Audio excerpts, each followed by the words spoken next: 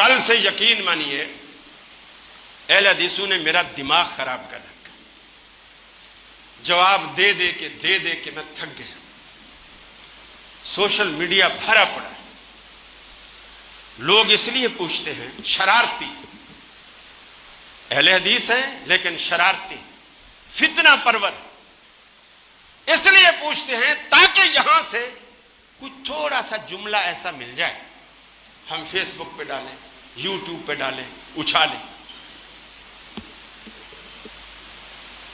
Doctor Aamir Liaquat کا انتقال ہوا، سب نے مرنا ہے، سب نے مرنا ہے اور سب نے جانا ہے، ان کی موت کوئی انوکھی نہیں ہے۔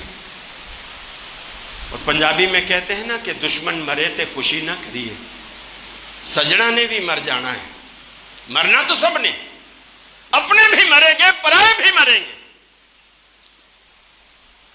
خوشی کسی کی موت پہ نہیں۔ میں نے ایک سٹیٹس لگایا کہ عامر لیاقت انتقال کر گئے، انا للہ و انا الیہ راجعون، بس اس کے ساتھ کوئی جملہ نہیں لکھا۔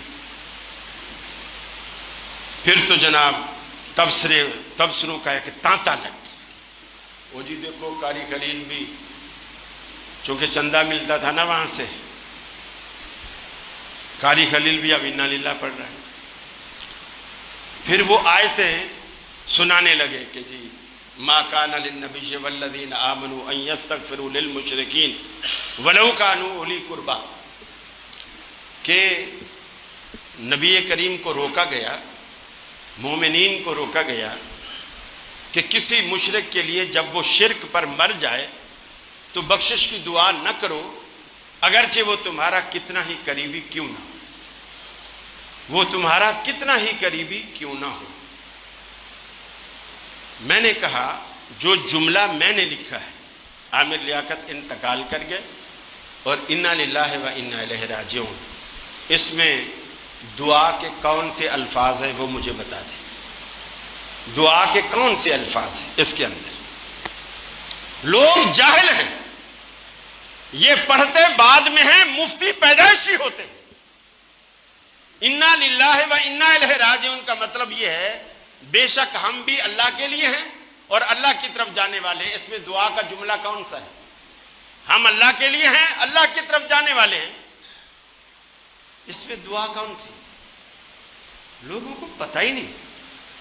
کچھ لوگوں نے اس لفظ کو سمجھا ہوا ہے کہ کوئی مرے تو اس کو پڑھتے ہیں، اگر کسی کا ایکسیڈنٹ ہو جائے اور وہ گھر سے ہسپتال چلا جائے اور آپ کسی کو خبر دیں اور وہ آگے کہے انا للہ و انا الیہ راجعون، تو فوراً وہ سامنے والا کہتا ہے ارے بھائی وہ مرا نہیں ہے، ہسپتال گیا ہے، مرا نہیں ہے۔ لوگوں کو یہ بھی نہیں پتا کہ انا للہ پڑھتے کب۔ آپ نے انا للہ کہا، اس کا مطلب ہے وہ ہم سے پہلے چلا گیا، بعد میں ہم بھی جانے والے ہیں، ہم نے کوئی ٹھیکہ لے رکھا ہے یہاں رہنے کا؟ دنیا میں جتنے انبیاء آئے کوئی باقی بچا؟ سب چلے گئے۔ آمنہ کے لال آئے، رہے دنیا میں، چلے گئے۔ ازواج مطہرات چلی گئی، صدیق عمر عثمان والی چلے گئے، تو ہم کس کھیت کی مولی ہیں؟ ہم کب تک رہیں گے؟ انا للہ و انا الیہ راجعون کا مطلب یہ ہے ہم بھی اللہ کے لیے ہیں اور اسی کی طرف جانے والے ہیں، ہماری بھی سمت وہی ہے، ہماری بھی منزل وہی ہے، ہمارا بھی رخ ادھر ہے۔ دیکھیے وہ پہلی بات، آج سے 15-20 سال پہلے وہ جب وزارت مذہبی امور میں تھے ایم کیو ایم کے دور میں، اس وقت ایم کیو ایم نے ان کی کچھ سیڈیاں اپلوڈ کی اور یوٹیوب پہ مشہور کیا، اور اس میں ایسا تھا ان کا پورا خاندان، والدہ شیعہ تھی، ابا سنی تھا، ایک بھائی ان کا ذاکر تھا، اور یہ خود بھی شروع میں جب بولنے لگا تو مجلس سے پڑھتا تھا، اور شیعوں کی مجلس میں بیٹھ کر جب بندہ مجلس سے پڑھتا ہے تو ظاہر بات ہے وہ صحابہ کی وہاں تعریف تو نہیں کرے گا نا، تو اس نے کچھ وہی 15-20 سال پرانی ویڈیو کل بھی لوگوں نے لگائی ہوئی تھی. دیکھو قاری صاحب انا للہ پڑھ رہے ہیں اور وہ دیکھو صحابہ پہ بھونک رہا ہے, یہ کر رہا ہے, وہ کر رہا ہے. حالانکہ اس ویڈیو کے بعد میں 20 سال سے اس کے ساتھ میں نے پروگرام کیا, ARY پہ, ایکسپریس پہ, بول پہ, PTV پہ, جیو پہ, مختلف چینلوں, کئی سال, کسی چینل پہ 3 سال, کسی چینل پہ 4 سال, کسی چینل پہ 2 سال, اس طرح ہم رہے. اس طرح میں نے 20 سال اس کے ساتھ پروگرام کیا. اور برملا اس نے کئی چینلوں میں یہ بیٹھ کر سب علماء کے سامنے لائیو شو میں کہا کہ میں اپنی ان باتوں سے توبہ کر چکا, ان باتوں سے توبہ کر چکا.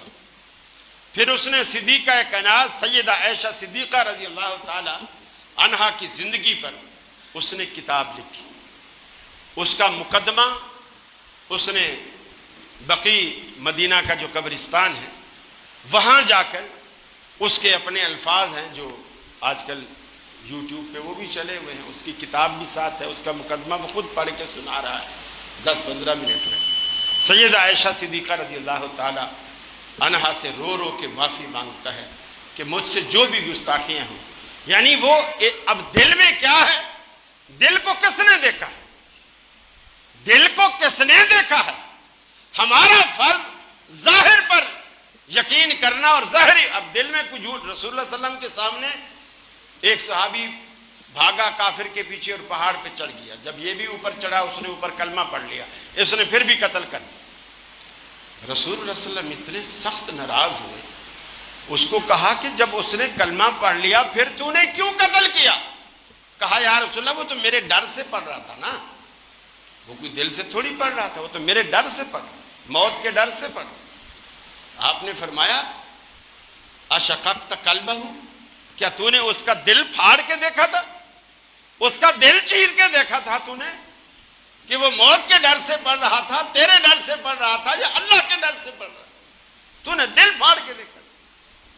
ہم دل کے فیصلے ہم نہیں کر سکتے, دل کا فیصلہ اللہ کے پاس. لیکن اتنا کریڈٹ تو آپ اس بندے کو دیں. میں یہ نہیں کہتا آپ اس کا جنازہ پڑھیں, اس کے لیے مغفرت کی دعا کریں, یہ کریں وہ کریں, نہیں, وہ آپ کا اپنا مسئلہ ہے, وہ میرا میٹر نہیں.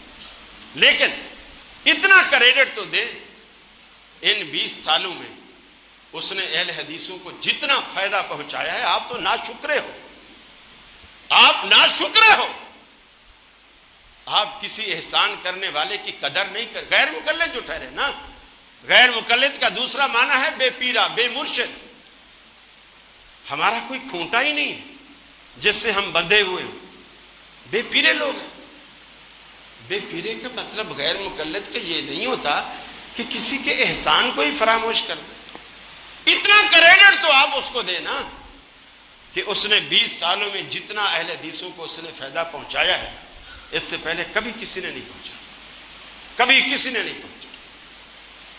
پوری دنیا میں بے شک جھگڑے ہوتے تھے, تنازع ہوتے تھے, لیکن اس نے ایسے ایسے مسائل, ایسے ایسے ایشوز میڈیا پر اٹھائے جو نہ عموماً ممبر پہ بیان کیے جاتے ہیں اور نہ ٹی وی پر بیان کیے جاتے ہیں. اس نے بڑی جرأت سے انہیں بیان کیا. اتنا تو آپ کریڈٹ دو نا اس کو. باقی آپ کی مرضی, گھر میں بیٹھ کر آپ جو مرضی آپ سمجھتے ہیں اس کو گالیاں دیتے ہیں, شیطان کہتے ہیں, کافر کہتے ہیں, مشرک کہتے ہیں. لیکن یہ بات حدیث کی ذہن میں رکھو, اللہ کے حبیب نے فرمایا اگر کوئی بندہ کسی پر فتویٰ لگاتا ہے, اگر وہ فتوے کا مستحق ہوتا ہے تو وہ فتویٰ اس پر لگ جاتا ہے, اگر وہ اس کا مستحق نہیں ہوتا تو فتویٰ واپس مفتی پر لوٹتا ہے. جس نے فتویٰ لگایا ہے وہ اپنے فتوے سے بے ایمان بھی ہو جاتا ہے, شیطان بھی ہو جاتا ہے.